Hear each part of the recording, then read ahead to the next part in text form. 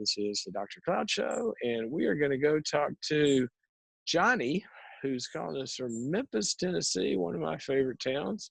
How are you, Johnny? Hey, I'm doing great, sir. How are you?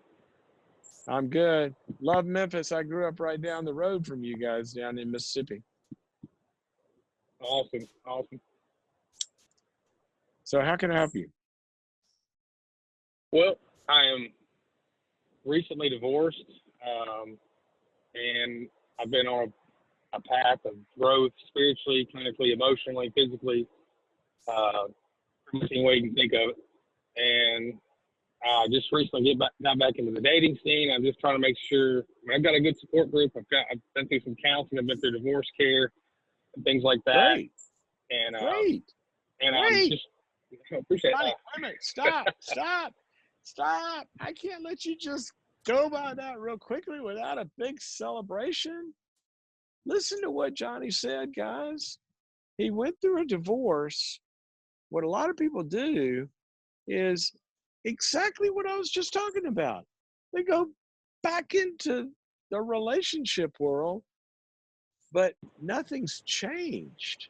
So you can just expect you got the same people picker, you got the same patterns, you got all of that the same, and you go back, what's going to be different? But what Johnny did was he hit pause. He said he's been through divorce care and recovery, and you said counseling, a bunch of other stuff. So now we're not talking about Johnny going back. We're talking about a new Johnny.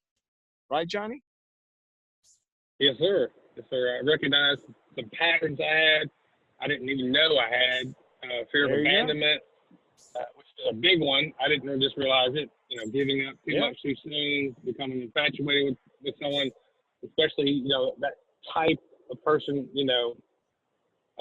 I guess it's more outwardly than inward. And I kind of fall into some kind of a pattern of a certain type of person, and then I get really do anything I can, adapt to try to really make sure I'm with that person. I think that's what kind of the trap I kind of fell into.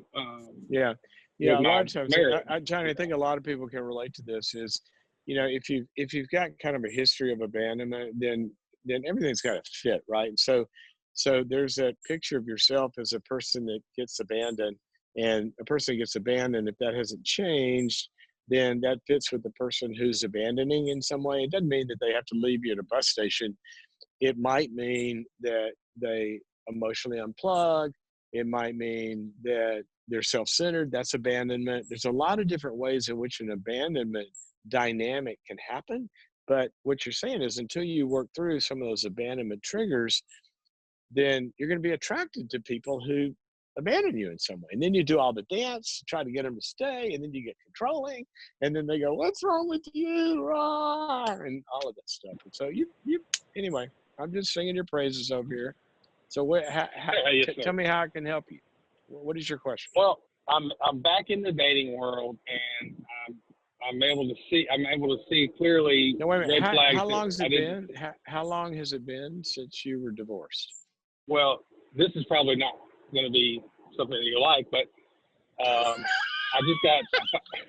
Wait a minute, Johnny. But no, I just got. Stop, Johnny. It's all great until I say this. No, stop.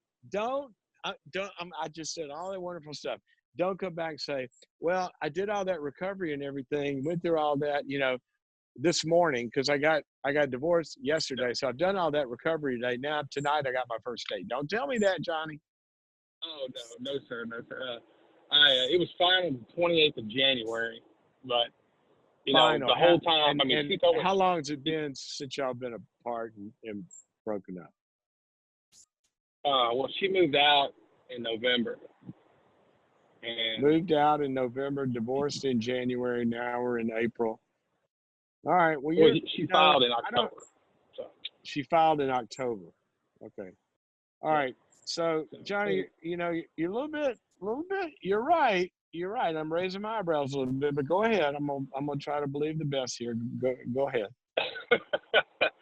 Well, the question I really have is, I've been seeing these red flags in people, and I automatically kind of know that's a no, and kind of figuring out what I will tolerate and kind of learn about myself at the same time. I just want to make sure I'm I'm not wanting to get into a serious relationship. I'm just kind of casually dating and trying to that's meet fine. people. That's what I'm doing. I'm just trying to, I know that a lot of these women want me to get into serious relationships, and I'm like, no, I just got a 9-year marriage. There's no way. Johnny. Yeah. Yeah. Okay, this goes for men and women. There is no shortage of people that'll get into a serious relationship today. I mean, you can find them at 7-Eleven. Okay, there's no shortage of people that are needy and, whatever, and they'll enter into. There are people that literally meet one day and they sleep with each other that night, and now they're like, moving in and selling the farm. I mean, so don't judge, and this happens a lot of times, especially somebody coming out of a relationship. Somebody wants them real quickly. That feels good because it feels validating and all that kind of stuff. So don't fall prey to that. But here's what I do think is cool. Now, if you've made the commitment to, I'm not going to get into a serious relationship right now, but I do want to meet a lot of different people so I can learn that there are other kinds of people in the world than the kinds that I've been attracted to. That's really great. I wrote a book called How to Get a Date Worth Keeping. And this is one of the parts of it that I want people to not only date for the purpose of getting serious with somebody. You get serious with somebody when they stand out in a crowd of meeting a lot of different kinds of people. It's very easy for somebody to stand out in a crowd of one. So the fact that you're out there meeting a bunch of people and learning, that is great. Just stay with your support group and say, you guys guard me from getting too serious or getting exclusive with somebody right now. And you tell the women that you're going out with, I don't think I'm ready for anything serious right now, but I really like going out and meeting people. How's that? That sounds great. I mean, that's exactly what I want. I just want to make sure, based on what I've been telling you, I think, like, am I on the right track to, am I doing the right thing? I think I am, but, from what I'm telling you, it seemed like it. I don't know all the particulars, but I'm going to tell you, here's what I've heard you say, that after this divorce, you have done a lot of work on yourself. Check. Right? Yes, sir. Okay. And you're learning and you're healing. And what you've also did, here's another check. You have learned, gosh, I've got some vulnerabilities. There are certain kinds of people that are not good for me that I want. Think about how crazy we are as humans. There's someone or something that will destroy me, and I really want it. Like, I don't go into the kitchen and pick up a bottle of Clorox and go, I gotta have that bottle of Clorox. We don't do that. Here's the problem. There's a lot of different dynamics that make this happen, but sometimes we're actually drawn to people that are Clorox for us. But we find ourselves like, there's something that feels good about that kind of, so you're learning about that, right? And that's really, really good, really good. So just keep in your groups, stay in your therapy, get a good support group around you. Tell them, tie me to the floor if you hear me saying, I'm going to go out there and get serious with this person. Yeah. Just be careful. Be careful. Okay.